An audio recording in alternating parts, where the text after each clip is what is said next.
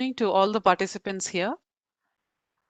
Today's webinar is going to be on National NAAC's revised accreditation framework and its relevance to national education policy. I'm Dr. Priya Narayanan, working as Assistant Advisor at NAAC. Well, in 1997, this person called as Professor Peter Drucker said, universities won't survive. Higher education is in deep crisis.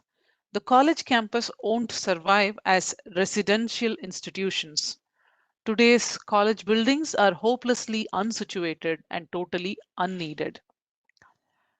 To the context of what is going on today, if we see the envisaging that Professor Peter Drucker had in the year 1997, which was just an eye opener in the ICT integrations that was happening in education sector, and his far-sightedness has been completely realized today.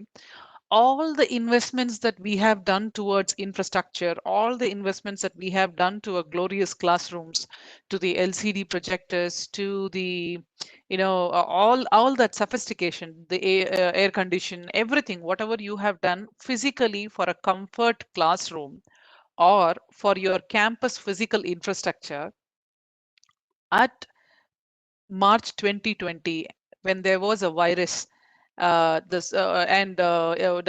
declared it as a pandemic, when the entire educational institutions had to go online. Let us touch our heart and say how many institutions were prepared to switch to online. How many of us at least had an experience in the online teaching pedagogies, or how many of us had actually that infrastructure to go ahead and see a smoothless transition from offline to online classes.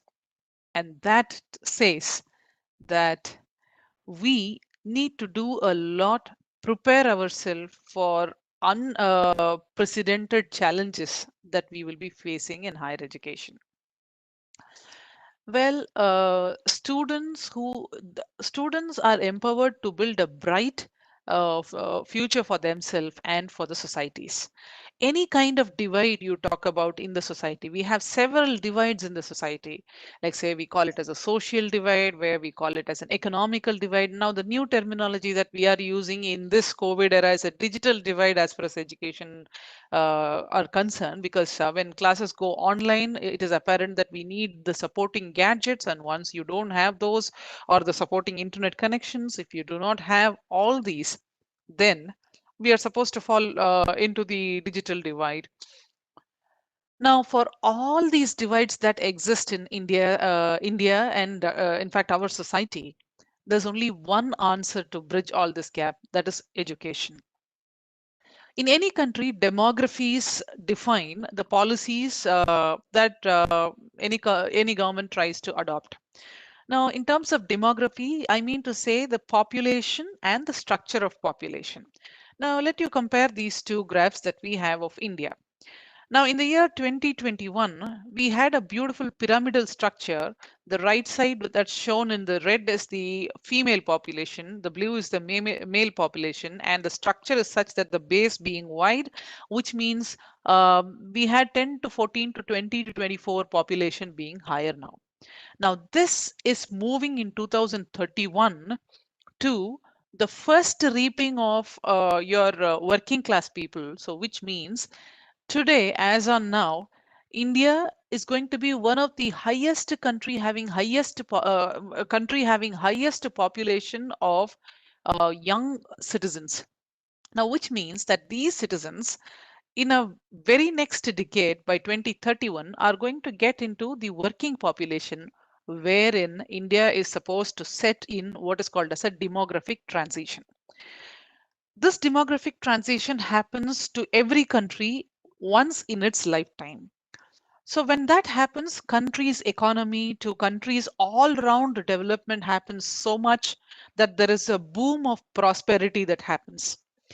Now, every country, including China, who just crossed their demographic transition now, had made the best use of this particular period, and that is called as a golden period. Now, that is why, at this particular period, any structural changes that we wanted to do in education, because these are the kids who are studying in who are studying in Montessori, which is in 10th standard, to the people who are in the college, and that is the right time when the iron is hot to hit it with the right change that we need in the country through a good national education policy. Well, now what is it going to yield? Now, the kind of changes that we propose in our education structure, the kind of pedagogical changes that we are going to bring in education, that we are going to adopt in our practicing education system, these are expected to yield much better results in the coming days. And from 2031 onwards, we need to achieve higher standards in education, thereby higher employability and higher GDP and higher prosperity to the country in by all means. Now, national education policy aims and also highlights that by 2035, we expect at least 50% of the country's generations who are eligible to in the age cadre will be enrolling themselves into the higher education system. Now, this clearly indicates that more you go up the ladder in higher education, your employability is going to be much higher, and the amount of income that you would be generating for yourself is going to be much higher. Now, let me touch upon some of the key principles of NEP, and that would be easy for me to correlate it with that of the RAF NAAC's revised accreditation framework. I'm sure most of the participants here would know the revised accreditation framework. NAAC introduced this revised accreditation framework in the month of June 2017, and this was a very good move towards objectifying the methods used to accredit and assess an institution. And these are specific parameters or key points where we touch upon several parameters that we take to measure the quality of any higher education institution. So, national education policy, as such, the key principles of it is respecting diversity and being in a local context in terms of curriculum, pedagogy, and policy. So, in that way, NAC clearly asked or did ask about in its earlier, just before the revision that had happened, we had included how there is an inclusiveness from other states, the students enrollment from other states, and the faculty enrollment from the other state. But due to practical reasons, those metrics are removed now.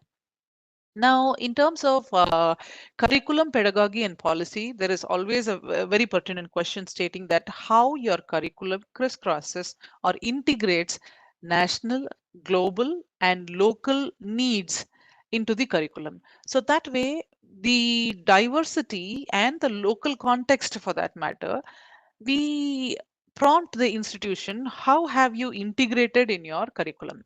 Now, in terms of equity and inclusion, we look upon in different perspectives. If you see the ODL online and distance education manual, very particularly, it gives a great emphasis on inclusiveness. Apart from that, even in NAAC's RAF, we ask about the different reserved categories, how you have given, how have you been promoting equity in terms of gender equity also, and how have you been in providing spaces in terms of equity for accessibility for physically challenged persons. So all these things have been administered in RAF as such.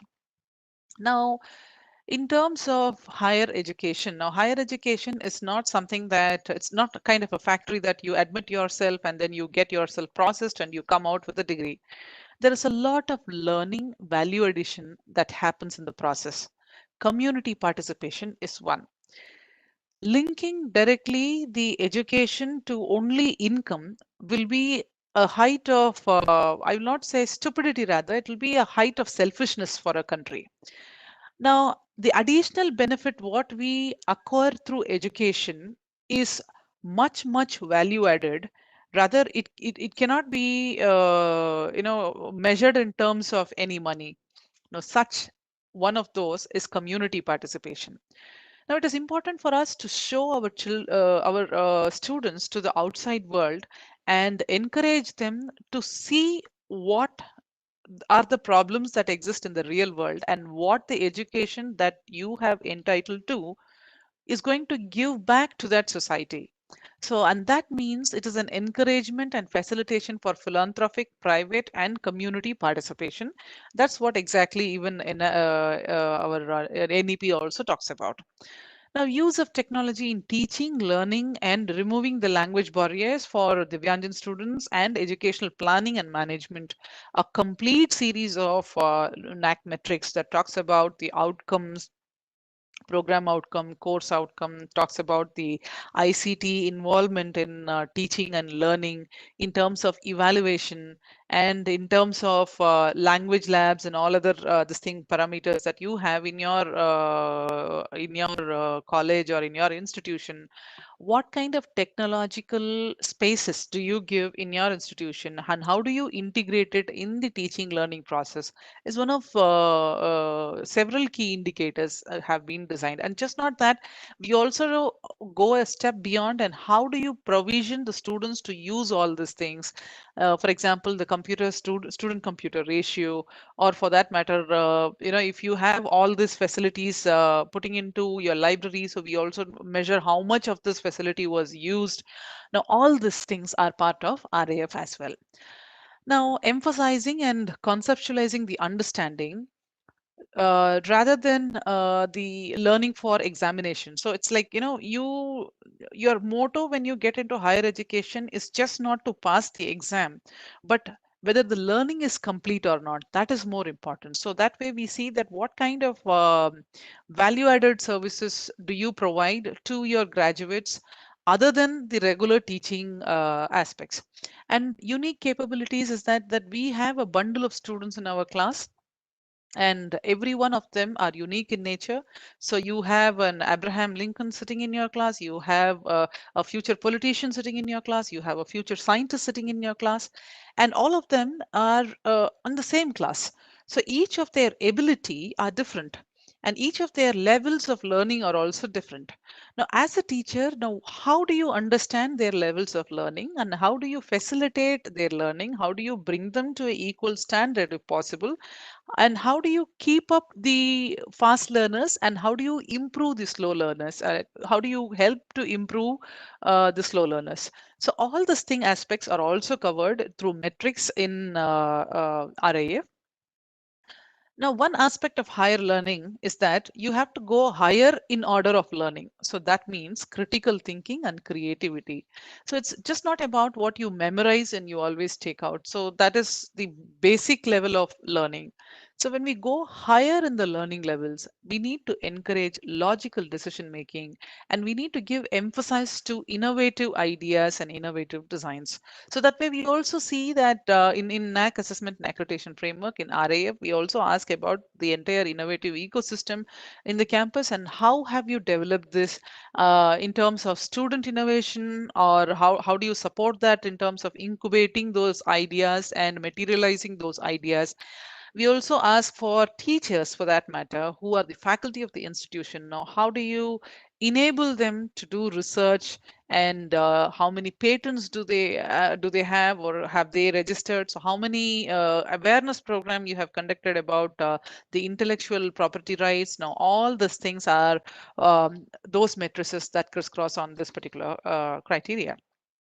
Now, talking about continuous review based on sustained research and regular assessment by educational experts. So we need to assessment is not time bound to one particular time period. Rather, it needs to be continuous. So that is how we even in NAAC assessment and accreditation we ask about what kind of internal assessment do you do, what different methods of internal assessment do you do, and what is the frequency of it. Now all these things are part of RAF as such. So this is actually relating RAF to the NEP, the highlights of NEP and the highlights of RAF, how they are both in sync with each other. Now, RAF was introduced just before an year before NEP was introduced.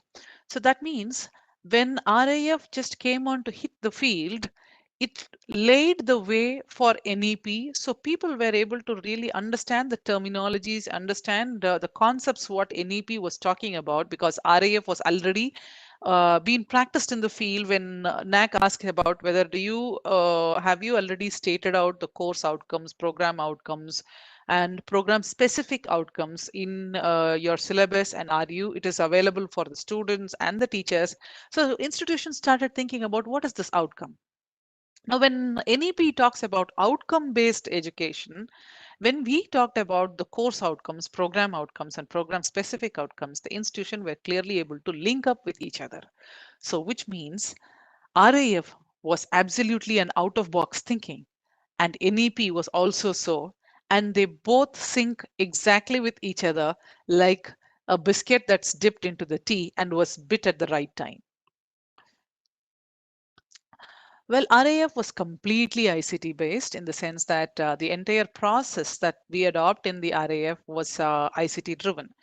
Now, what was good in it? Now, many institutions, at least I would say, those people who were not conversant with portal-based applications, portal-based, filling up of proformas, were forced to do so. And more to say, the communications, all of it, to the principal, to the IQAC coordinator, to the people who are at place for responsible for NAC assessment and accreditation, were communicated only through emails. So NAC has already done away with physical letters. So now it is all the automated emails and portal-based messages that goes to the institution. Now beyond this, NAC also introduced in this RAF a very important segment called as Student Satisfaction Survey. Now, here, all the students' email IDs and phone numbers need to be given to NAC so that NAC will initiate a survey with your students so that the students will answer to the survey directly to NAC without the intervention of the institution. Now, which means because NAC has assessed almost about 2,600 institutions now in RAF. Now, because of that, 2,600 institutions, all students have an email and they have developed a habit of looking into the email. I don't say that it's just because of NAC that they started creating email, but NAC had a greater impact in bringing them in terms of rural areas, in terms of places which was far, far away, in an interior place also. When they volunteered for NAC assessment and accreditation, they had to create email IDs. So there were separate sessions held out for the students to how to use the email, because if they do not know to do that, then they will not be able to attend to the survey. If they do not attend to the survey, about 30 weightage of metric that has been given for the institution will fail to get any marks in that. So, which means from awareness of that, there were several other benefits that happened with that alongside. So now we know that in this interconnected world, we have done away with business cards, isn't it? So all of us connect with each other by emails. We see postal department being out of business, almost now replaced by emails which are faster and efficient, and you would be able to connect to anybody if you know their personal email address wherever they are. Now we have several social sites also which links up each other, like say your professional sites like LinkedIn, which plays a major role with your email addresses itself. So which means email has become a key for recognizing who you are and to be in touch for a lifelong communication. So that way, it gave a greatest impact. Now, NAC assessment and accreditation, RAF, is divided into 7 criteria. The first criteria talks about curriculum aspects. Now, in terms of curriculum aspects, we talk about how much there is a revamping in the curriculum, because we know that industry is a ever changing field and a ever demanding field, and how far education institutions are able to comply with the industrial demand, thereby revising the syllabus and improvising on their pedagogy. Now, we also talk about assessments, like what kind of assessments, what is the interval of assessment, and how the assessments results are announced, and how much there is an ICT role also in that, and what is the timeline between the exam and an end of the exam and an assessment. and assessment, all these components are also given here. Now we live in an era where the students are interacting with several other aspects also.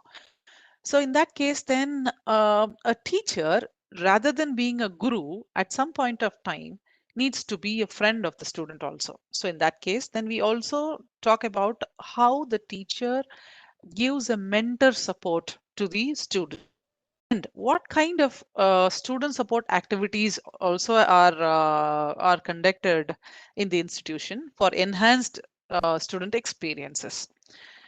Well, all this thing defines a well-educated and weighs against a well-edu-trained.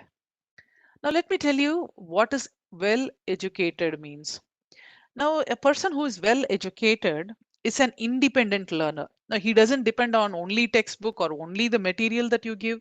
He knows where to get his resources. He knows where are all the resources and how to collate those resources to the learning process that he needs to do. And he is a very good decision maker and has good relationship with adults and peers. He is literate meaning that just not to know to read and write, but to express his thoughts in written as well as in spoken manner.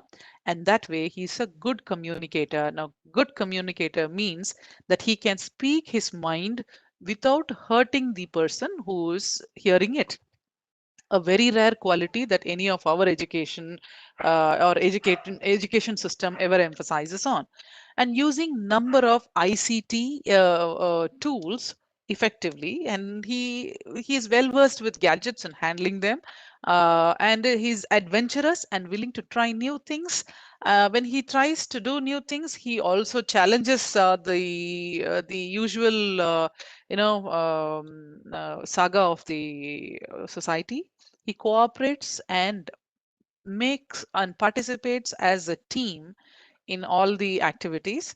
He is very adaptable, so which means that we have a changing world. So yesterday the classes were different, today the classes is different, we don't know tomorrow how the classes is going to be. So he's adaptable to different methods of teaching and learning, and he has a sense of responsibility and disciplines. More important, see, if education can only go online and completely online, now, if you see the sense of discipline that we talk about, that we emphasize in our classroom, and the sense of responsibility that we expect back from the students, the if the education system is able to provide, India will be most lucky to have those 50% of people who are supposed to be enrolling into the GER as best citizens, who would be sensitized citizens rather. So what would they do? They will be morally and spiritually aware of the happenings that are there around, and will be able to operate as a part of team and is prepared for the challenges of the society. So he understands what are the problems that exist in our society, and he knows that we the society that we live in have got so much of diversity around, that we are surrounded by not alike people. So that means what I need to and how I need to be with those people, the amount of tolerance that I need to show towards what, and that also he is very, very sensitized with. And he is also able to challenge the stereotypes and the superstitions that are there in the society, and has a sense of well being and can lead to safe pupilling life. Well, this being the definition of an educated versus an edu-trained who only knows to obey the orders as the way the orders are given.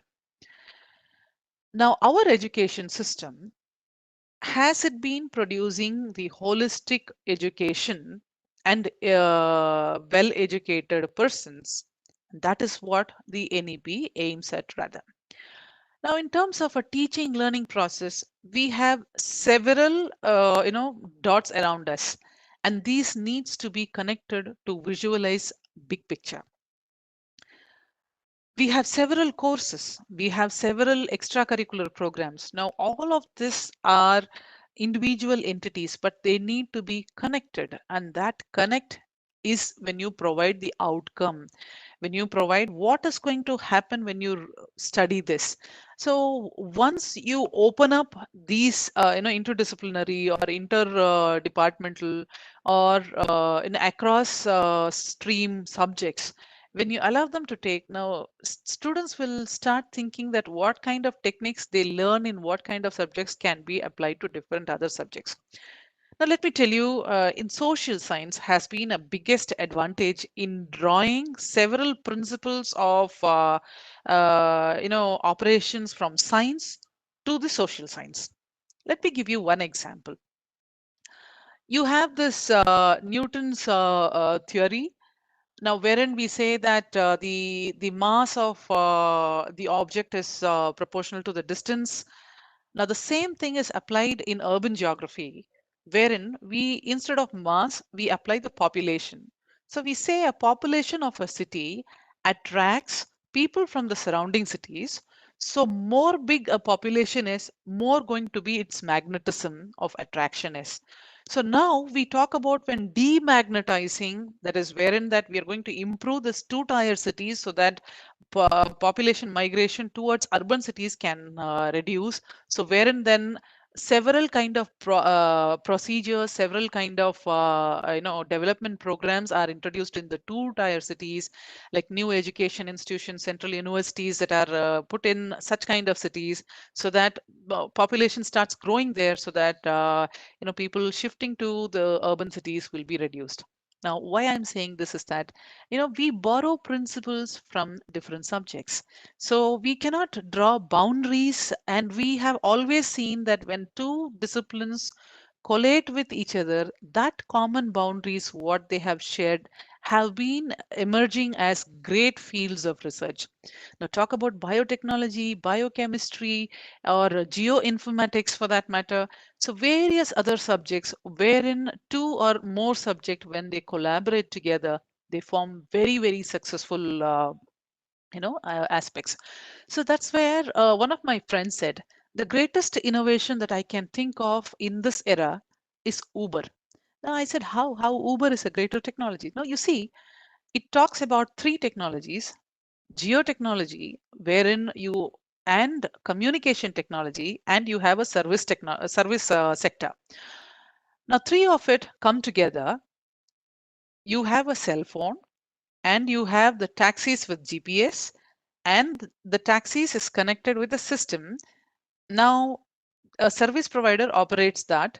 So anywhere to anywhere, if you have a cell phone is more than enough, you can book your taxi. The taxi fellow can locate you. You can locate, track the taxi very well.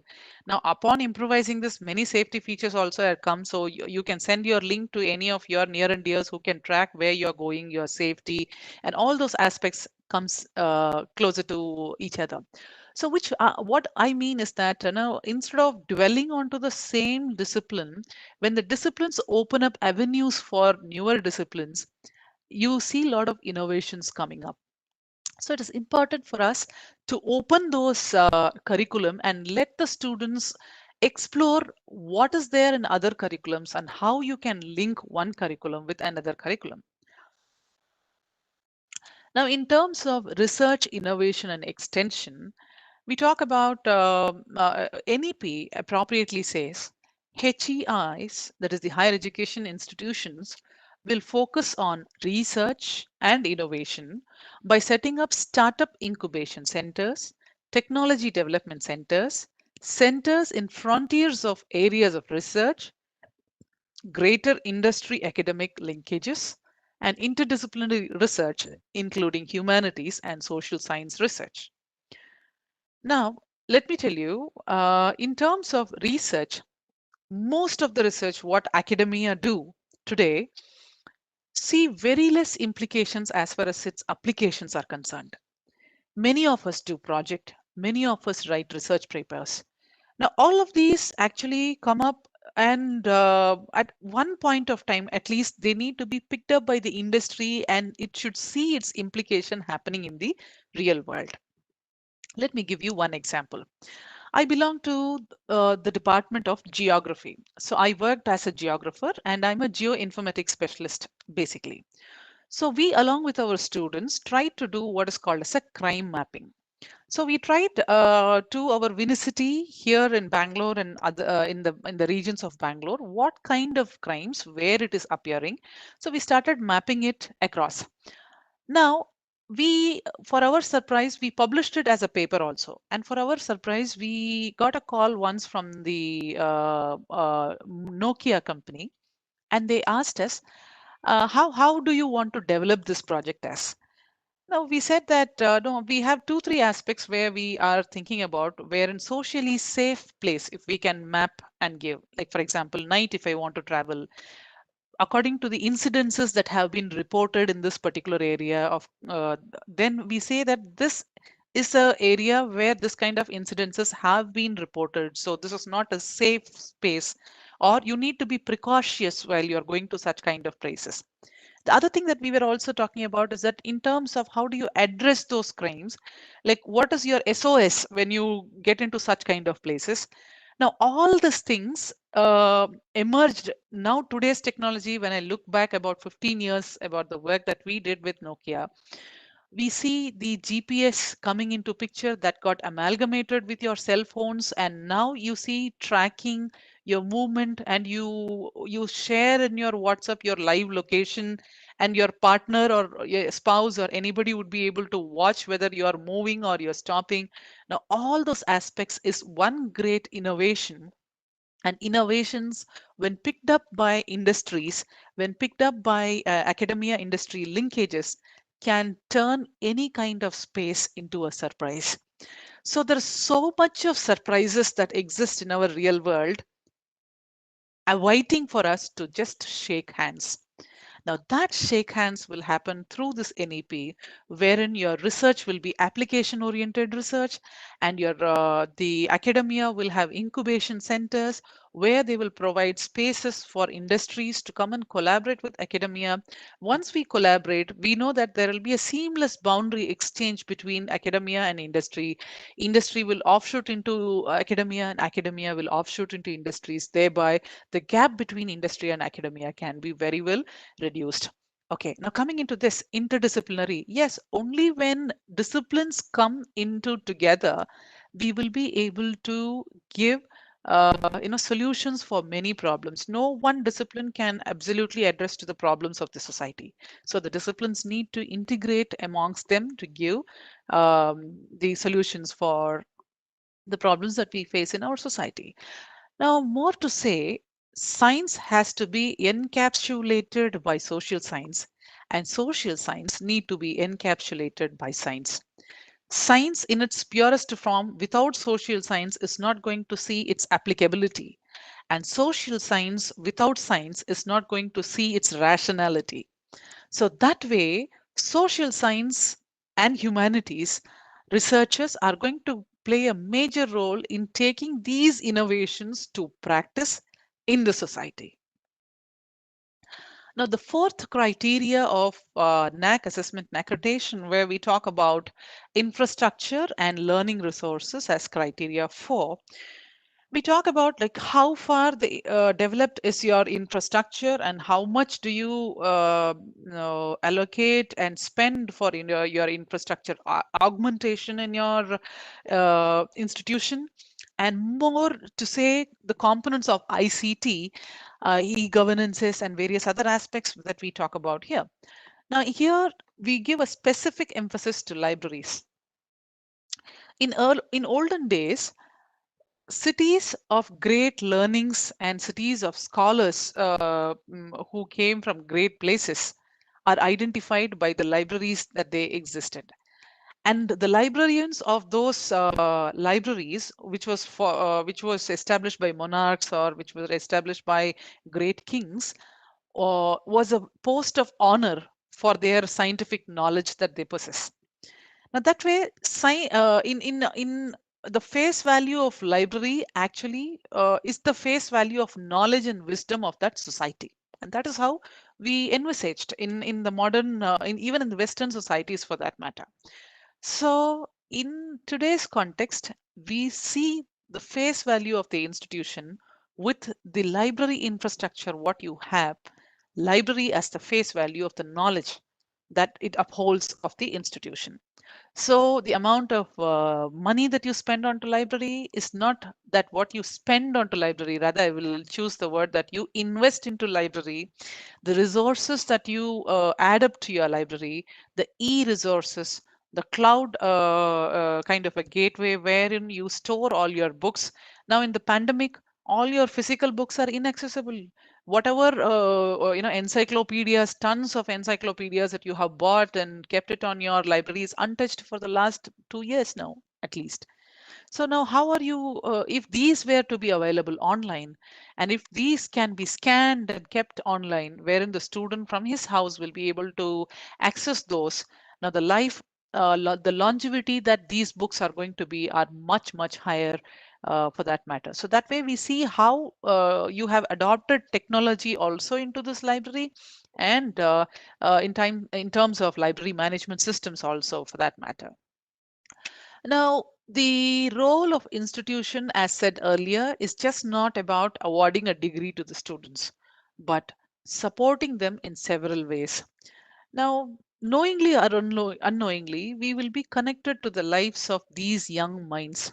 And we, as faculty, will have a greater role than being teachers to them.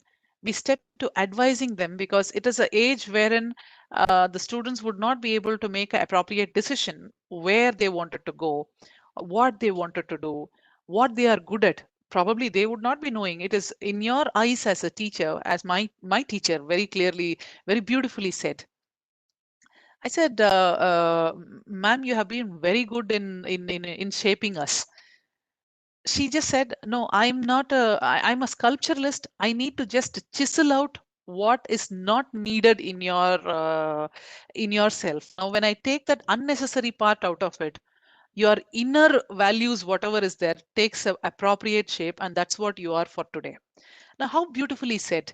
It can be done only when you give much ample amount of time in observing the students, in interacting with them, and you know the component of fear, what it needs to be taken out from them, and how do you take it out. The component of ego, what you take out from them, and what you wanted to give them, a teamwork, good spirit, positivity. Now, all these things is all that more than the academic support, the other support that you need to background would not have been seen a computer also ever, or must have not been conversant in using it. So you would also need a technical support to give them. Just not this, you should also say what is wellness, how much to do a physical workout is important. Now what's about timeliness, and how do we have to organize ourselves. All this good characters you need to tell them.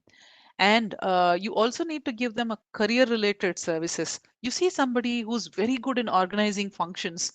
Now so you tell them that no, or somebody who administers very well, or you see somebody who gets into depth of knowledge and tries to find out where, why, how.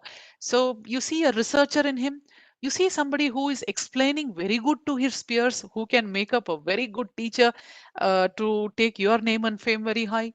So that way we see so much of potentials inside our students, and we need to identify them, advise them that where they can explore their career, and further provide career related services, like if they are good at administrative service, so some kind of coaching would be required. If they wanted to go to industry, now some kind of tidbitness that they need to prepare themselves for the industry. Now all these things. Now beyond that, we are all humans, we are all embedded by a personal and a professional life, and sometimes the student would step in beyond the professional life into the personal life, and they would require your advice. And wherein that's where you become a teacher to a guru, and sometimes from a guru to a friend as well. So all these things give a holistic approach to the students to cross the bridge between academia into industry very seamlessly, and they will ever think about you and respect you for all the services that you have provided, for more to be for these services, because that enabled them to locate themselves at the right place wherever they are today. Now, the sixth criteria of NAAC talks about governance, leadership, and management.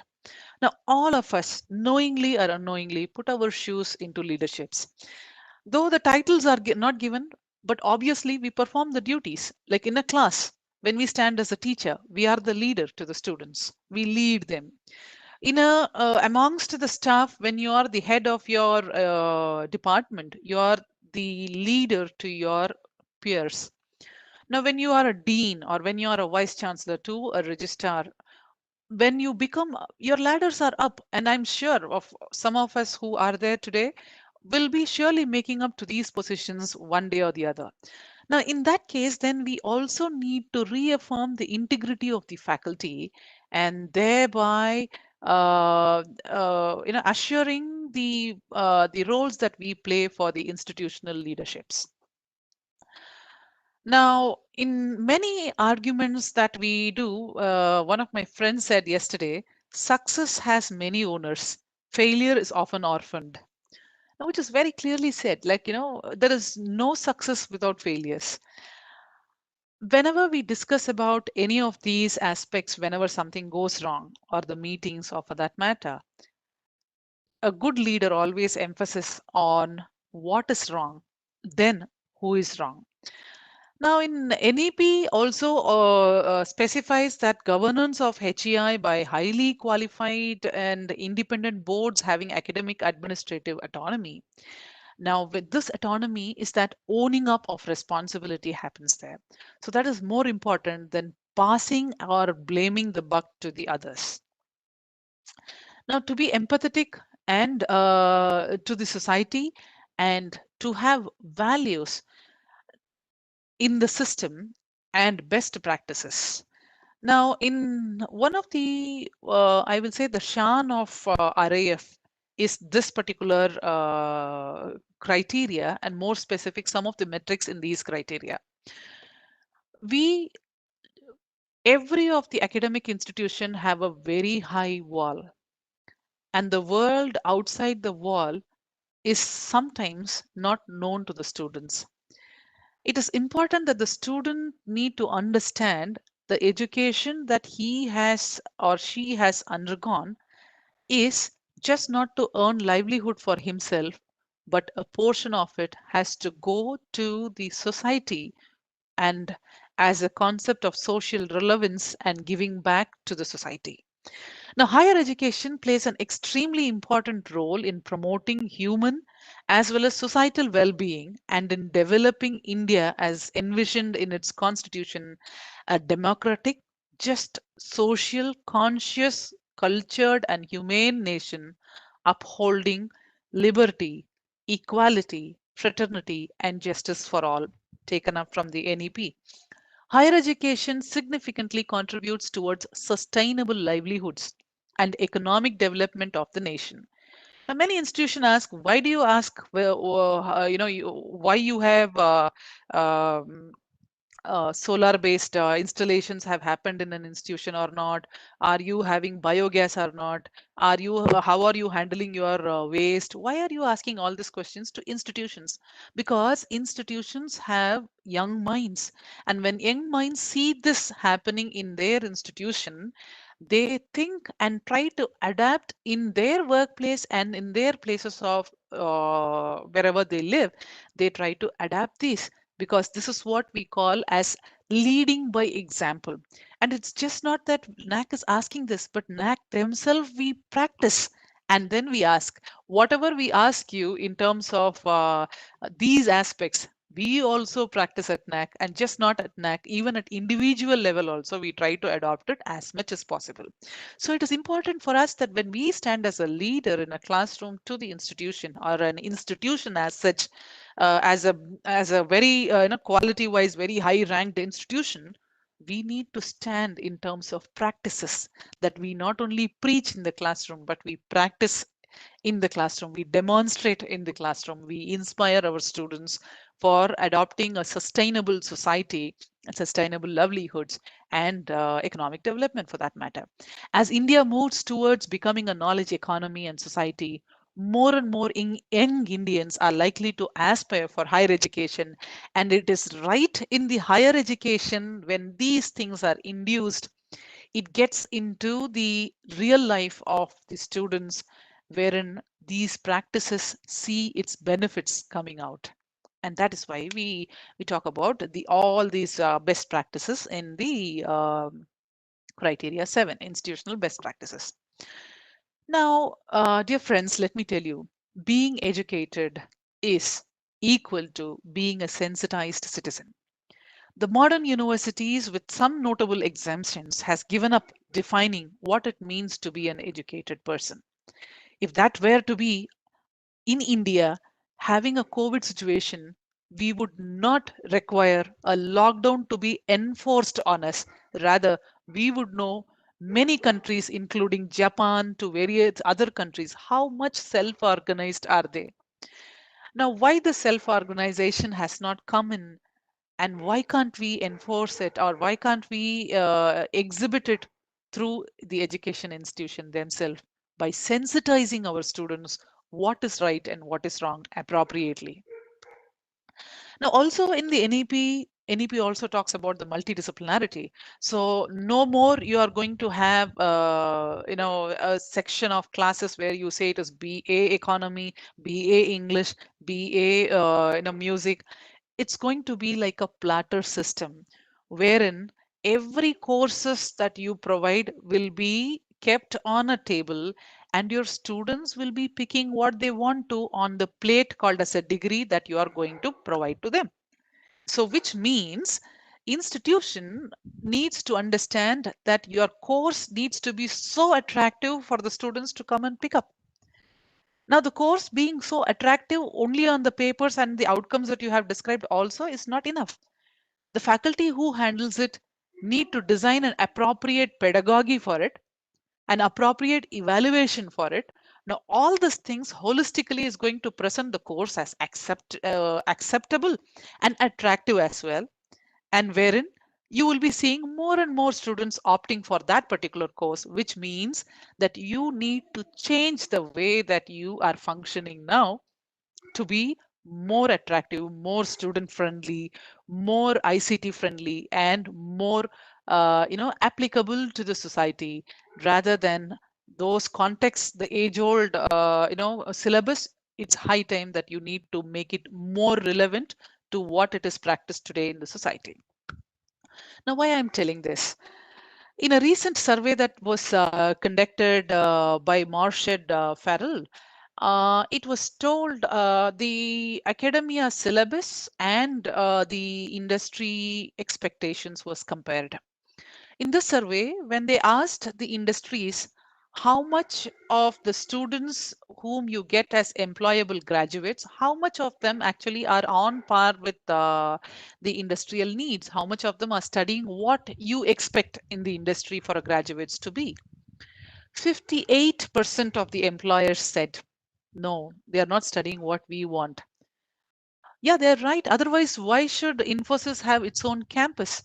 Why should ISRO have its own institution training those scientists whom they want to employ them as scientists? So, which means that our education still has the gap, which is quite unfilled by or attempted to be filled by academia. But look at the other side. When it was asked to the educators, are you providing your syllabus as employable as to the industry standards, what is expected by the employers? 72% of them say yes.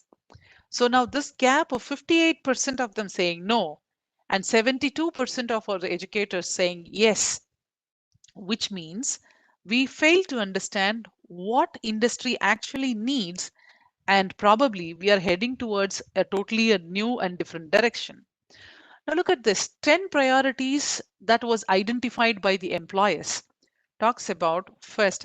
Now this is apart from any field, without taking into consideration of any field of employment. Any employer wants his employee to have positive work habit. A positive work habit is a complete bundle respecting time and taking up additional responsibilities. Now everything, all those components, whichever gives you a positiveness towards your work habits. Now, the second is about communication. Now I said communication is just not about do you know to speak in English or speak in Hindi or speak in any language, Kannada or any other language, but it means communication is an art as well as science of conveying your opinion without hurting the other individual. Now, that communication have we been effectively practicing in our classroom or effectively teaching to the institution now to the students. Now the third aspect of it is talking about technical. Now the technical aspect, I have no competency to comment about it, and I consider that all of you would be appropriately practicing this, and based on that, weighing this, a person is your employability of your graduates is also taken apart. Apart from that, it's just not the communication in terms of writing is more important. Now five, when we have opened up to globalization, English plays a very, very dominant role. And we even to a sales executive job, when we talk about, we say that, do you know English? Can you read English? Can you write English? So that is the situation that we have today. Now, apart from that, we also talk about mathematics. Now, mathematics, I don't mean that you should have trigonometry or calculus, that all of the students should know trigonometry, all of the students should know algebra. No, mathematics in the way that how logical reasoning is done, because max is the basic for those logical reasoning. Now only when you have at least little bit of knowledge on mathematics, then you will get problem solving skills. That is very, very essential. Now, apart from that, industry expects also that you should be a good reader. Now, reading is you should be a habitual reader. Now, in that sense, it is not that you read only about your technical subject, but also other common subjects, other aspects wherein it comes to a social discussion. You should be able to connect the relevance with your readings. Now, computer, you want it or you don't want it, has got into everybody's life. Now, as I have parts of human body, our extended part of human body is computer now, isn't it? So without computers or without these gadgets, you and me would not be connected today. Now, leave about all the nine aspects which we have been discussing. Teamwork is the icing and cherry on the cake. Industries are not looking towards individual contributors. Always in any innovation, any project, any aspect that you will be employed in, you are part of the team, and you need to know how you will be a team player. And that is why NAAC asked that how much of project works you give to your people, how much of internship do you give. So exposures at early stage about the workspace, how you need to accustom to the workspace, how do you need, what is a team, how they behave, all these things need to be seen and understood so that students have a flexible develop a flexible character to adjust to several situations that they will be having. Now, if you think that, ma'am, is this the 10? That's fine. I'll go back and change my syllabus. See that the all these are included. Please be watchful. The industry standards are changing and the orders are also changing. Like in 2015, that what you saw was in 2010. But in 2015, like complex problem solving, coordinating with others, people management, critical thinking, negotiation, quality control, service orientation, judgment and decision making, active listening, which very few, all the teachers are very good speakers, but few teachers are very active listeners. Now, and creativity. Now, these were 2015, but now look at that 2020. Some new terminologies like cognitive flexibility. Like in terms of we are many citizens, we are many people, many individuals. The way we think, the way other people think are different. So we should be able to be flexible in order to adapt to the thinking of others, so that if we need to understand them, we need to think to the same way how they think. Service orientation and other aspects of have been the same. So we will see that upon years there are new demands that comes from the industries. These demands are very quick, and they come and perish in a very short span. But how fast are the industries ready to grab these opportunities? How fast the academia adjust and provides the graduates these qualifications that the industry expects? That is a big question. When we talk about ICT, many institutions misunderstand is that the possession of gadgets that we are talking about. That we have so much of smart classrooms, we have so much of LCD projectors, we have so much of computers. I will just like to explain this. What we want is like this. A son asked his father, I have a netbook, I have an MP3 flash drive, iPad. Dad, what did you use when you were in the school? He asked his dad, and dad says, it's my brain. Yes, mere possession is not enough. How do you use it? What do you do with it? What do you derive out of it? Now, we say that do you have a recording facility in your institution? So many institutions have put a tripod, a camera over it, and a room, say that this is our recording room. Well, so how many LMS have you prepared out of it? How many lecture videos you have prepared out of it? Now, this is what is connecting the dot means. Now, we also have to understand the world we live in have a divide, not like how your or my grandmother was telling a story. Once upon a time, far from here, there was a village where lived a group of poor people.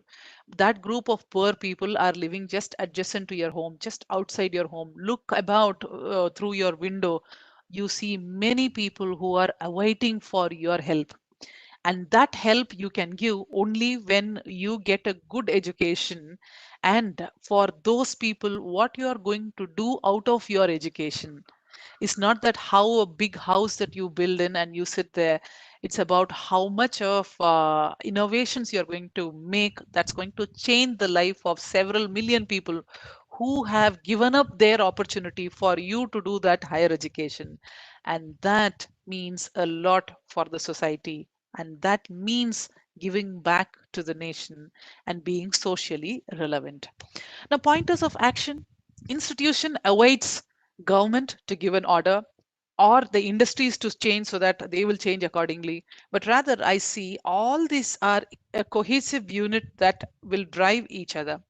When industries demand, government need to change their policy. And that's how now skill based education, now all these things are happening because of the turnarounds that have happened in the industry. Now education institution needs to respond to both industry as well as government, wherein all this have to happen in a very synchronized manner. Waiting for change to happen or waiting for orders to come from above is not going to help you, because we need to not await for change to be enforced. Rather, we need to embrace change by ourselves.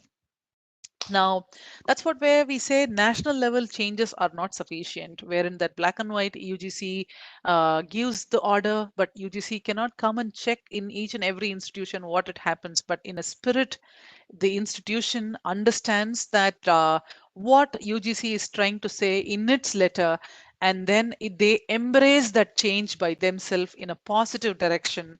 Then we see that what the change UGC wants to bring will be reflected by the institution. So these changes now, UGC says plastic free campus, all the institutions should adopt plastic free campus. Now, why do you wait UGC to say it? Why not we adopt by ourselves? So several things look about what all can that you put it as a practice that is going to be best for the students as a takeaway message from your institution. And those all need not have to have a national level change that has to come through papers, but we can start it even from today for that matter.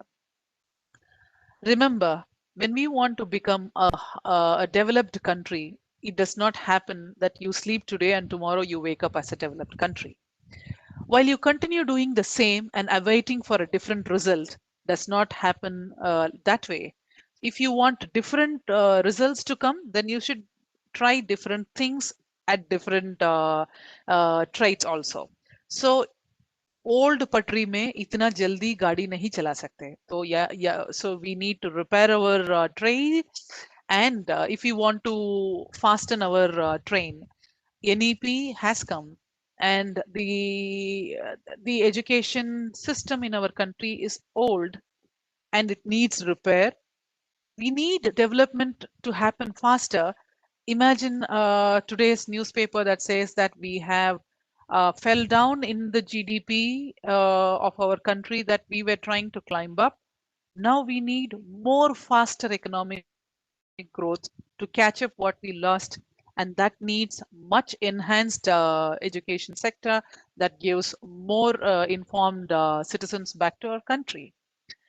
So, which means the changes that needs to come not only needs to be faster, it needs to be steadier, and that means the rails that it needs to travel on needs to be refurbished. Please don't think that the education is all about giving the employable citizens to the industries. Rather, it's more about having a environmentally conscious citizens to our country, to give a tolerance, to give the concept of tolerance to this to the wards, so that they become socially they set up social peace in the country, and they are also aware about the choices they make is going to affect their healthy and longer life, so they know what to eat, to what to adopt, to what other things. So that is why when we say yoga day to be practiced in all institutions, means that they know for their health whether pizza versus yoga which is good, so they should be able to understand that. And of course, citizen awareness is a bundle of benefits that we wanted to tell the institution and through the students, that when you become a citizen, informed citizen, what are your roles and responsibilities and how do you deliver them? And in terms of higher rate of kids in higher education, means they are going to have this principal factor of social mobility. They are not going to be a graduate who is graduated in Chennai can find his job in Delhi, and he is tolerant, and he is amicable, adaptable, so he is ready to work anywhere for that matter. It enhances his social mobility and his productivity as such. 50% of enrollment in GER is envisaged. Now, this 50% means we will also have to hit the gender equity and parity when we are talking about. Now, is higher education have met this gender equity? We say yes, we have met gender parity, that today in higher education, 25, whatever the percentage is, 29% or something, wherein that 50% are male and 50% are female in terms of today's higher education scenario. But when we look into greater lens penetrating into higher education, that's not what it is. We see gender parity in the programs. When you take education program, number of female enrollment is higher. When you take engineering and technology program, number of male enrollment are higher. Now, what's wrong in it? Why not we have teachers? Now, genderizing professions is something very, very wrong to the future of any country, wherein then all females will be teachers, all engineers and technologists will be male. Do you like that? That's not the way it has to be. So you see, I have presented here that how and what kind of, if you see law, 0.5% enrollment into law, with that of 0.9% of male, which means then female related subjects that need to be amendments that need to be brought, you will have very, very less voice there if you do not have more amount of lawyers, female lawyers for that matter. And not only for this, the products that comes out of technology will be more male friendly than that of female friendly. Now let me exemplify. I don't know how many of you have read this book called as Invisible Woman. This is one of my recent favorite book that I have read. Now, Exposing Data Bias in a World Designed for Men, authored by Caroline Criado Press. Now, here she takes into consideration of several aspects of the data bias that happens. For example, let me give you one small example. Now, when we ask, do you have toilets and restroom spaces for females separately in your institution? We all say yes, we have given equal space, floor space. Now, if there are 10, there is this much measurement of men's toilet, that same measurement of female toilet is given. Let me ask you here, when you go to airport, In airport also, it is the same thing. The floor space is equal to the men toilet to the woman toilet. Do you see queue in men toilet longer or do you see queue in female toilet longer? Obviously, female toilet longer. And all the men counterparts keeps commenting, oh, female have too many business to do there in their appearances, so they always delay. Now, let me tell you, men, that is not the aspect. Let me tell you. The number of urinals that you can accommodate in men, because mostly we use the toilet most frequently for urinals than for the other component for that matter. Men can discharge themselves very easily than women because of the way they dress up or because of their body, the way the biological design of your body is different. So the number of segments that we have in a female, the thing when it can have 10 commodes, you will have 10 commodes plus 20 urinals hanging there. So the components is easily done.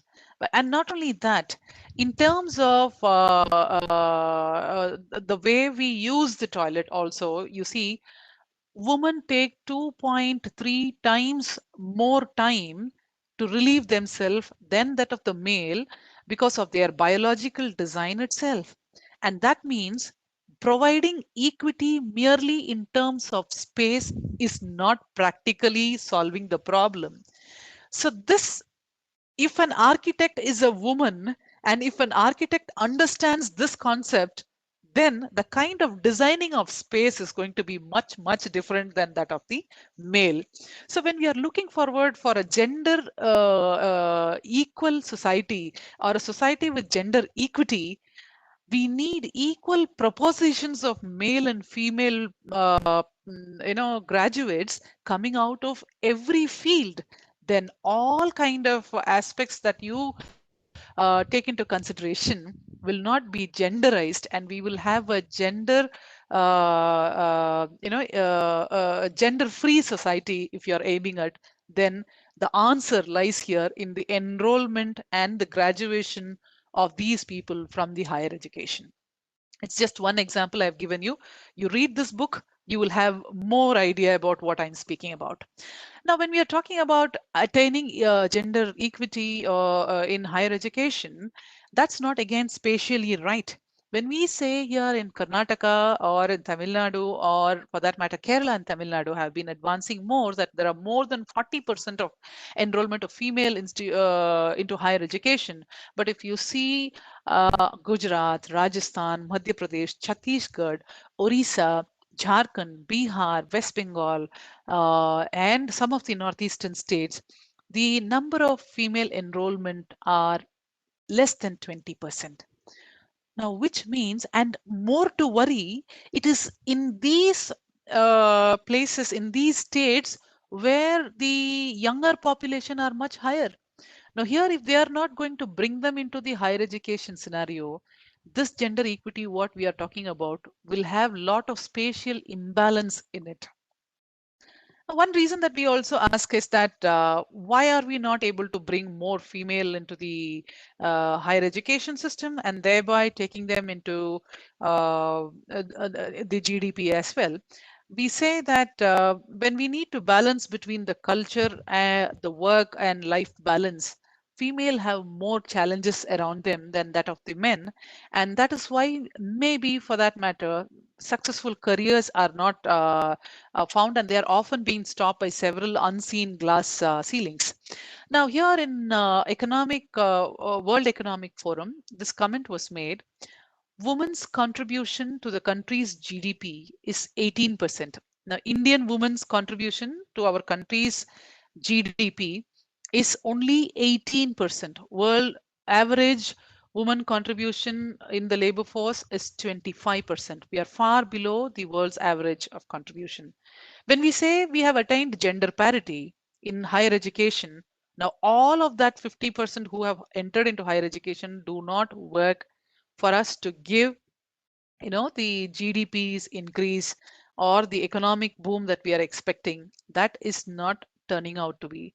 That's where they say India's women are the secret potential to economic boom. That's what the World Forum says.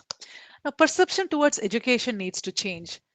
Education is not for you to help yourself.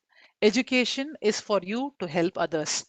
And that is how we say, if you study, if you don't study, you will end up with him. That's not the way you tell your students. If you say that if you study well, you will be able to make a better world for them. See, now when the industries, when the technology has replaced with human getting into the manhole and flushing out human waste, that is technology. And that is what we want technology to do, to replace human doing unworthy works. And that way, development always has to, does it, when we come down the ladder or when we go up the ladder, we need to know that how much or how do we do it. When we, in terms of the processes and procedures, when we say, so when we ask that why someone is crying, because she just came down the stairs without walking, so which means that you are kicked and rolled down. Society today we live in are highly competitive. We are surrounded with several competitors, not only in terms of GDP, but in terms of technology, in terms of several other aspects, society aspects also. We are being challenged with different new aspects. Not that we came down, but how do we climb up is the matter, and how do we position ourselves is the matter. Now, needless to say, RAF is a process wherein it starts with IIQA and then submission of SSR. Then there is a process of DVV, Student Satisfaction Survey. We spoke about this. Then we have what is called as a pre-qualifier, wherein that 25% of weightage that if you are able to cover through the DVV, after the DVV, then you are allowed to have the peer team visit. Now, there are success and failures in each of these. It all depends on how the institution prepares itself before coming to the process. If an institution clearly prepares, we have given out very clearly what all we require for an IIQA. If an institution clearly prepares the documentation, keeps it ready, and comes to an IIQA, we needn't have to have any clarification, because all the document what we need is handy and very clearly given. So directly we'll be accepted to go to the SSR. Now, suppose if it is rejected, we have made 2 attempts for you to come again with the same year without any fee, for the same fee what you have paid already for the IIQA. Even for the SSR also, we have given SOPs, we have given templates. If you prepare yourself very well and come, the number of clarifications that you are going to have for the DVV is going to be much, much lesser. And that will make your process very, very easier, the accreditation process easier. And not only that, it also gives you a preparedness to understand what is expected from NAAC to an institution whom it wants to assess and accredit about. So all that is about how do you put your templates, data, and the supporting documents together, and the data validation and verification process that happens. Now you can understand what is validation, what is verification, why do we have to do all these things. Now, even when you go in Indian Railways, you go and sit on the seat that is reserved to you, they do a validation and verification through the TTE. Now, if you see the TTE, as soon as the train starts, walks into your cabin, and he just see how many people are there. He counts to he looks into his chart and he walks off. Now in his chart, 25 reservations are there for that particular cabin, whether 25 people have come or not. Now that is verification. Now he comes back again and he says, so are you Priya Narayanan, madam? Can you give me an Aadhaar card or any other card which you used for reserving your ticket? Now when I produce that, he sees me photo ID card and he sees the photo that is there.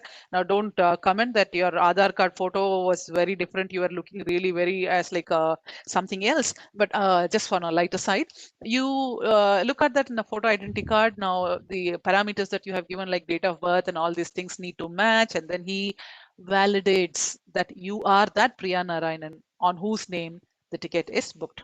Now that is validation. So verification happens through the template. When I say 500 students in my institution have gone for internship, I give that 500 names in the template verified. 500, the number that I have given, to the 500 names I have given in the template verified. Now, how do I validate it? 500 certificate of internship completion that is provided by the host organization where the internship was carried out. That becomes the validating document. Now, where do I get that? We have what is called as a standard operating procedure. Now, in that, all kind of documentation, what we need for specific metric have been already provided. Now, institutions need to go through this and have themselves prepared in early. Why all this circus, man? Why not directly accept whatever the number that we give? Please understand, data defines strategies. The data what you give to accredit your institution is just not your institution. Like this, there are 2,000 institutions, 3,000 institutions who have given their data. Now, all this data put together, now we have digital India happening. Now, is it actually been happening even in India? When we look into how many computers are there, how many teachers are using computers, how many students are inducted into using computers, then we understand, yes, this initiative is reflecting here in higher education as well. Now, the simplest example of how UGC have decided to get into online teaching is by referring into the accreditation details in which you have given how many teachers have been using ICT tools for their lecture module, wherein in most of the cases where the institution said that all of their teachers are excellent in terms of using their ICT tools, and in fact, they use it for their curriculum delivery. And then a decision to move online was easier. So, which means the strategies that the government propose to improve higher education, the planning that we do for it. Now, already whatever the plans that have been mooted, we need to monitor. We need to see the performance and evaluation of certain policies that have been floated. Now, all these things can be said and felt through the data that you give for assessment and accreditation. Hence, it cannot be accepted just as numbers. They need to be cleansed, they need to be validated, and they need to be verified, because these are going to define the strategies, the way forward for higher education for us. Many of us think that we need to somehow accomplish all the metrics so that we get A double plus grade, and we have to position ourselves as a very good institution. Well, that aspiration is not false, but falsifying the information is wrong. So rather, we need to have truthful representation of data, because when we have DVV, deviations will be taken very seriously. And there is a penalty clause also that if institution deviate more higher, it gives a question about credibility of that institution to NAAC. NAAC believes to trust an institution that we establish trust first. That is why we say you prepare your SSR and you submit. Now, when you do that, winning or losing the trust of NAAC is into your hands, because how truthful you are, because you know very well at the end of the day, Satyameva Jayate. It's the truth that's going to win at the end of the day. If you want to establish truth, it is important that we understand truth and we represent truth. The entire process of RAF, the accreditation done by NAAC is very, very transparent. This transparency is achieved from both the hands, the institution and NAAC. NAAC is very clear about the metrics that it has asked, and it wants the institution also to be clear when it is answering. It wanted to be open so that information provided are available in your website, so that most of the informations are clearly verifiable. They need to be true. We need to be sincere towards the process that we are undergoing. There needs to be a fairness in the system, and that is how we establish honesty and believability. My favorite cartoon ever have been Tom and Jerry. Now, whenever I see this, the end of the cartoon, I see the cheese being in the hands of Jerry. I see a small animal. How does it always walks with with the cheese in its hand? Now, the answer I get is that while Tom runs behind food, Jerry runs for life. It's important that what we need to run for. If you run behind the metrics to accomplish that metrics for because NAAC has asked that, then you are Tom. But if you are understanding the metric, why NAAC has asked this, what institution will get if we actually practice this, why we have to just adopt it for NAAC accreditation, why not I continue it even after that, then I am Jerry. I am running for bigger thing in life, and that is quality that will never give away its hand to you. Now, in this process entirely, NAAC has clearly established its stance And it also gives you an helping hand with the support desk. If you enroll into NAAC's website and portal, you have this support help desk wherein that any point of time, any kind of doubts you have about assessment and accreditation, about the metrics, about the process, you will be able to use this tool and you will be able to connect to us as an institution only. So one registration per institution is allowed. NEP has come. Now the new education, this national education policy will have a lot of challenges and opportunities. If you get prepared today, you can be the change what you want to be. There will be a lot of criticisms on it. There are, in fact. But to talk the best of what it can give you, there are few of them. But who can do it? The queue is still empty for you to cut the ribbon first. All know the way, but few actually walk on it. Now, let me see you as one of the institution walking the new way in this new national education policy, along with NAAC, who upholds quality for higher education. Thank you. Pushya, may we open the forum for discussion, please, Yes, if ma'am. there are any questions. Yes, ma'am. I request the participants to raise their hand if they have any questions. We'll unmute them so that you can ask your question.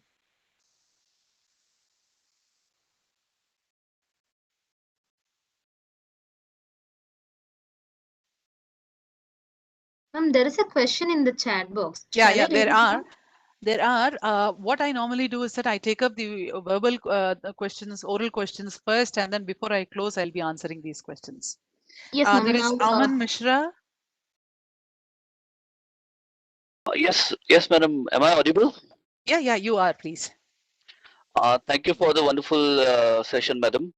I had actually two questions. One is the DVV process is done by NAAC itself, or does it outsource it somewhere? And second question is, when it comes to minority institutions, are the standards are the same for throughout as common for all the universities? Because there can be big and there can be small universities. So the parameters, how far you justify, you see, applying the same formula to all the universities? Okay. Aman, can I answer your question? Sure, please. Yeah. See, in terms of DVV, because it involves intense data validation and verification, so NAAC not kind of outsource it.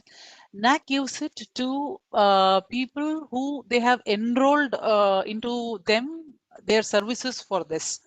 So this is called as data validation and verification. Now, I would not use this term outsourcing. Now, when you do this outsourcing, is that we cut the relationship between us and them, and we say that you do this entire job and give. But NAAC also involves here in terms of guiding them and taking the right decision also. So let me tell you that this is done by empaneled DVV partners who do this work of validation and verification. The second component that you ask about minority institutions where the number of students will be less, I would like you to please go through the metrics where the number is asked very less. We go in terms of percentage. Now, in many of the metrics, it is in terms of percentage. Now, when you talk about in the percentage, like you have so many teachers, of them, how many of them are, eligible guides? You have so many of teachers, how many of them are PhD possessed? So percentage, no matter how big or small your institution is, all of them come to the same measurement standards for that matter. So that's how we have addressed this. I hope I answered you. Yeah, thank you, madam.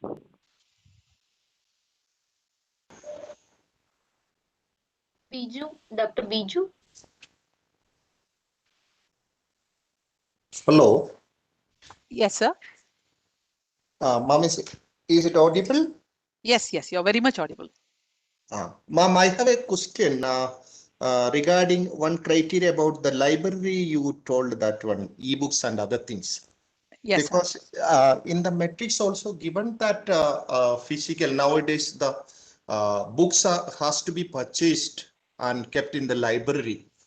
But majority of the students are very, very rarely visit the library and taking the books to their home and read. Then why should we spend much money in that regard? Sir, But as far as NAAC metric is concerned, yeah. yeah, sorry.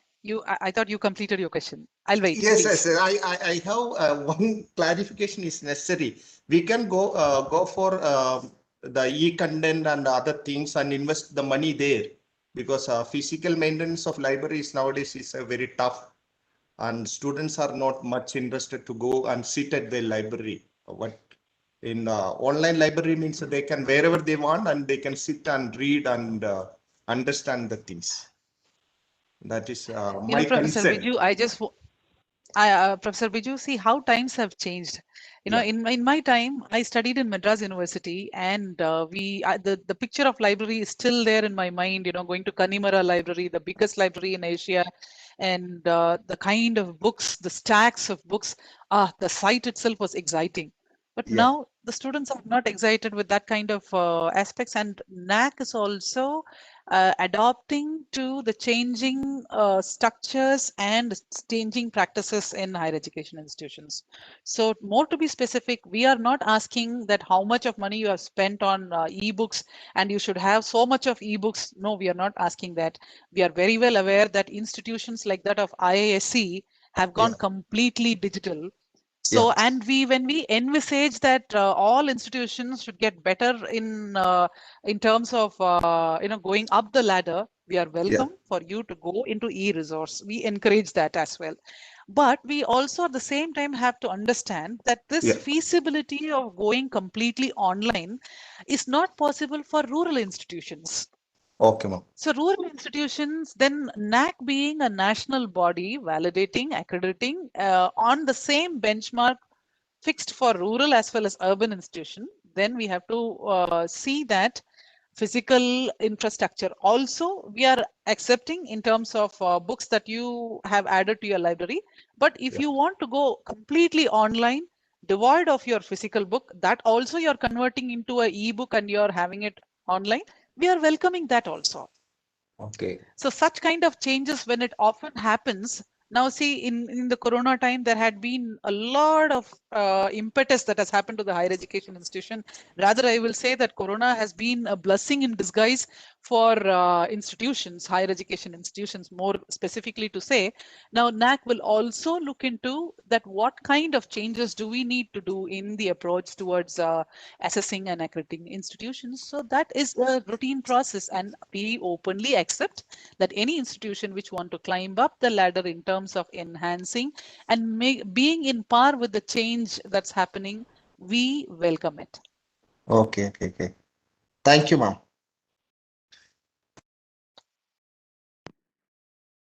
Am I audible, madam? Yes, sir.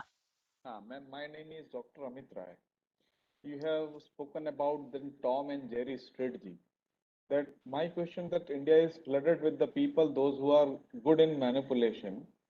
So, as far as concerned about the metrics, the people used to recruit the good teachers and use their credential and get accredited. And once they are accredited, after that they throw out the faculty members, and the retention part is missing as far as the accreditation process are concerned. मतलब आपके matrix में faculty retention का कोई point नहीं है कि आपके पास कितना पुराना फैकल्टी आपने रिटेन कर रखा है. आपने 6 महीने Uh, उसको रिक्रूट किया, आपने उसके क्रेडेंशियल यूज किए, आपने मैट्रिक्स फुल किया, मैट्रिक्स फुल होने के बाद आपकी पीयर टीम आई, आपने उसको सब कुछ प्रेजेंट कर दिया.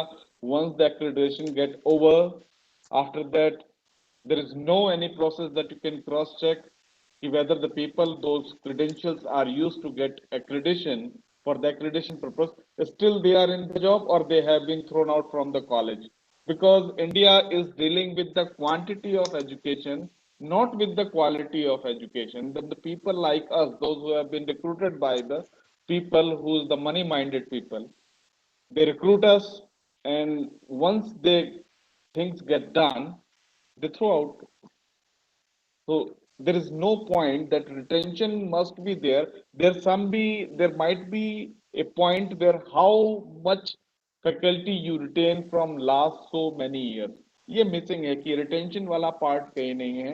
वो पार्ट अगर आप डाल देंगे तो किसी भी इंस्टीट्यूट में क्या होता है, फैकल्टी आपका हर 6 महीने में बदल दिया जाता है, स्टूडेंट पुराना होता है, फैकल्टी हर साल नहीं होती है. आपके मैं बहुत सारे कॉलेजेस की लिस्ट में दे सकता हूँ जहाँ फैकल्टी आपके 6 महीने में बदल जाती है, लेकिन स्टूडेंट जो होता है वो सीनियर होता है, फैकल्टी जूनियर हो जाती है. Sir, can I answer your question?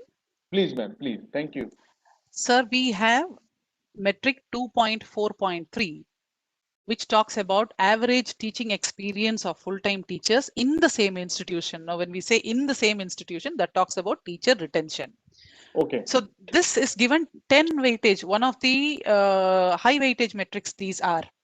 So wherein that to average. Now, when I say average, if you have more, if the institution practices more the traits that you said, then their average will go much, much below. Okay, ma'am.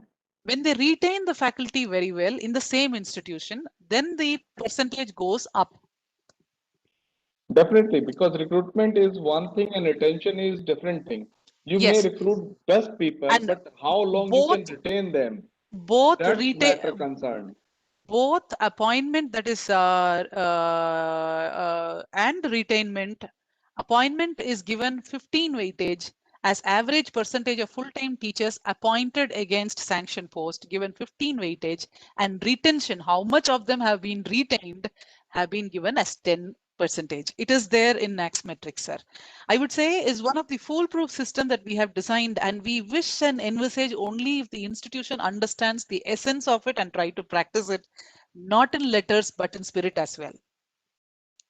Definitely, ma'am, that you have told that you should not go for accreditation that you want accreditation.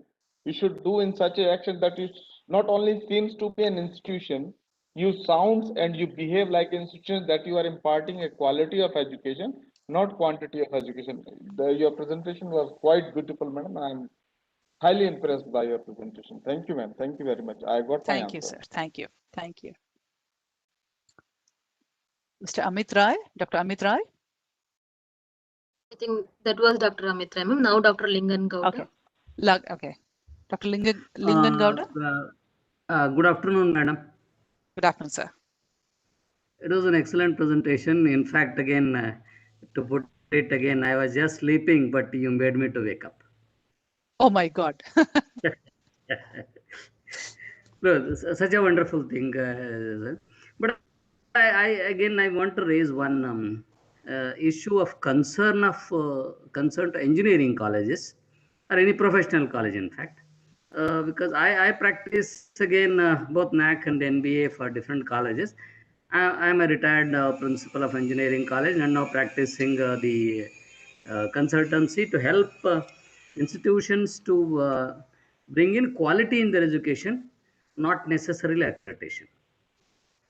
Now, one thing again I observed in NBA and NAAC.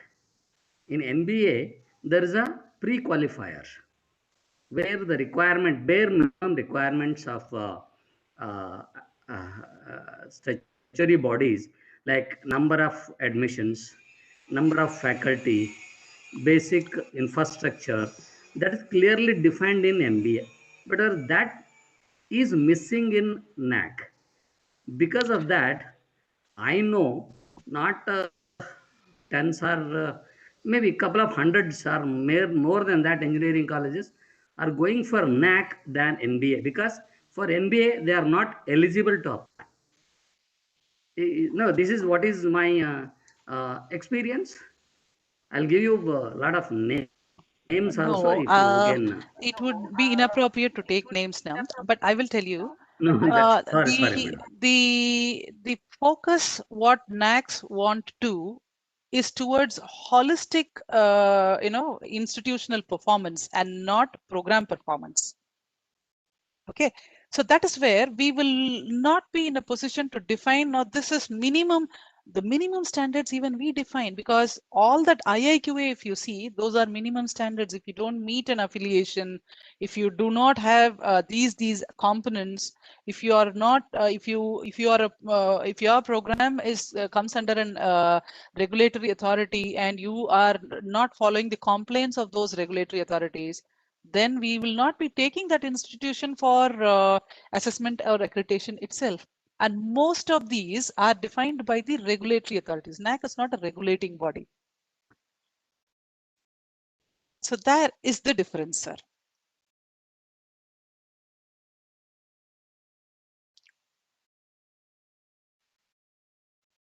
I think.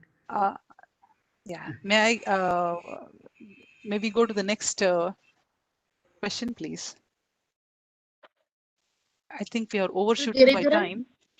Yes, ma'am. I think we'll take last question. Dr. Giridharan. Yes, yes. Are you audible, madam? Yes, sir. Yes. This is, I want thought of asking two questions. One is that, first of all, I will thank you for a very excellent presentation regarding the connecting dot between the NAF and NEP. Very nice. And very clearly told about the split which you have been designed all these things. Okay. And definitely it will be a good insight for us to how to walk further in this direction. And now I just I have some doubts. I have some questions which I want to clarify. What are the steps been taken for the faculties to have a quality faculty to get into the higher education? What are the steps in the direction? What are the steps are taken for that? So that because we are finding it very difficult to find good faculties. Sir, there are good faculties, but that you just during your process of selection, you need to strictly follow the UGC standards of minimum requirement for faculty, that they have clearly each and every aspect they have very, very clearly spelled out. But the thing is that we already know the points, but the number of faculty coming is we want to recruit nearly around 7 or 8 people. We are able to get 1 or 2 people are getting it. We're not Statistics speaks the other way. If you get into ASHE portal and see how many PhDs are passed out this year is higher than the last year. The PhD, we are getting PhD may not be that what you are telling that there are faculty that split what you are talking about. That level of faculty we require. That is what we are. Sir, level of faculties are not appointed, but they are trained. They are groomed. Now we should be ready to do that also, isn't it? So there is a component from our side also. There is no taking without giving. But definitely this aspect, what you are talking about, this aspect, what connecting dots, that has to be, as communication is done. Like that, we also have to communicate across all our institutions. Then only we slowly move towards that was you mentioned one. Then we can, when you have a developed expectation and some type of benchmarking or some type of parameters, then only this quality of faculty will be improving. So that is indirectly this is going to help us in the direction also, no doubt about it. That's one thing. Correct. So the second thing is also what I'm asking about is that inclusiveness and outreach programs. When you're talking about outreach programs, apart from I guess just we know already there are many organizations, many functions, clubs, and activities are like we have called us youth YRC and the NSS, all things are there. But apart from this, in engineering college or something other than professional societies there, professional programs are there. Outreach, how much we are expecting it, because we have mentioned it, there is an outreach program, how much inclusiveness or outreach we are mentioning about it one. But we are having just scarcely around near 1 or 2 events we are conducting it. But normally, what is the expectation normally from your UG side? How much we are generally expecting it? How many outreach activities are there? It's not that, sir, it's just not that you have 25 outreach program or 10 outreach program. What is your benchmark? That cannot be revealed. But I want you to look into yourself that how much that outreach program, even to you have reached its impact to them, And how again and again, it's not about on one day, Diwali day, you go and you clean your streets and you say that this is Swachh Bharat, and that Swachh Bharat day you go and you do all those things. That's not that. How do you involve with them? How do you, give a solution through the technology that you are preaching and teaching? How you are trying to solve the problems of those people who require your technology, who is looking forward your technology to come and save them? That is what is the aspect that we are talking here about, sir. Okay, And that's yes, that's what you're telling is now it is clear. It is how what aspect we are expecting regarding this one. I got picture about it. Thank you, madam, for your clarification. Thank you. Thank you very much. Thank you. Thank you. And there are a few questions in the chat. One question, I think it's by Minaram Gogai. What type of message do you want to convey to the government? No. This is by Mohinder Kaur Grewal to all panelists. What type of message do you want to convey to government authority for improving infrastructure of rural higher education institutions, particularly in the field of ICT? Okay, so I don't know if anybody is hearing me, but I'm loud and clear. More than 70% of higher education institutions today lie in rural area. And if we have to take development across the nation, then it is very, very important that we need to bring in rural higher education institutions also in the fold of ICT. There is no second thought about it. Now, the question here is, what kind of internet bandwidth that you're talking about for, say, a classroom, or what kind of measures need to be taken? I think the government is listening to us in terms of how they are having channels, the 9 channels that is provided by our Ministry of Education. I don't know if you have seen it. Really, it is a laudable effect.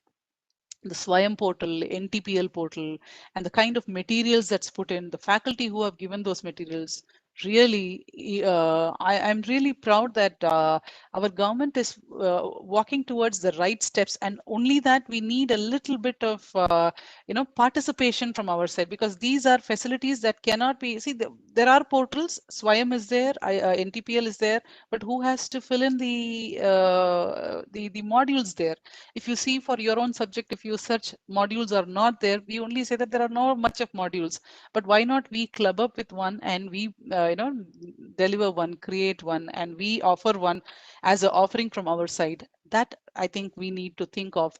If it has to be, I'm in an urban area, then in order to give my expertise to rural area, maybe our databases we need to develop. That I think will happen in the due course of time. Now there are also other questions. All others I think have asked their questions. Thank you very much. I would say that it was really an opportunity for me to connect with you all, to interact with you all, and to open up my mind and heart to you about the relevance of our revised accreditation framework to that of the NEP that has come up now, which is both together are going to give laudable efforts in higher education. I will first place my thanks to my director NAAC, because in the pandemic time, he would have simply said that, no, look up the files and clear it off, that's enough. But he has given us an opportunity to talk to you all in topics of our, choice, so that it is beyond the assessment and accreditation and the usual routine that we used to talk about. But more than that, the interest and the time that you have devoted to listen to me, and the curiousness that you have shown in interacting, thank you very much for that. And thanks to the ICT NAAC, the special efforts, giving a special, poor Pushya has to sit throughout for 1.5 hours and unmute and mute you so that the session happens very well, and the kind of dedicatedness that they have towards the committed cause is really laudable. Thank you very much. And we will continue to be in connect with each other. We will meet in different topics and different panels that we would like to present and discuss about what can be the take home for you as an institution or as a faculty, and for me as an accreditor here at NAAC. So we have several things to take back home and to think in a larger ground. Thank you very much. Now I would request all of you to please stay safe and vaccinate yourself when your turn comes, and please be attending to all our programs, and we will meet again at a different program with a different topic. Thank you very much. Thank you, ma'am. Shall I Thank close you. the session, ma'am? Yeah, we can. Yes, we can. We can. Thank you.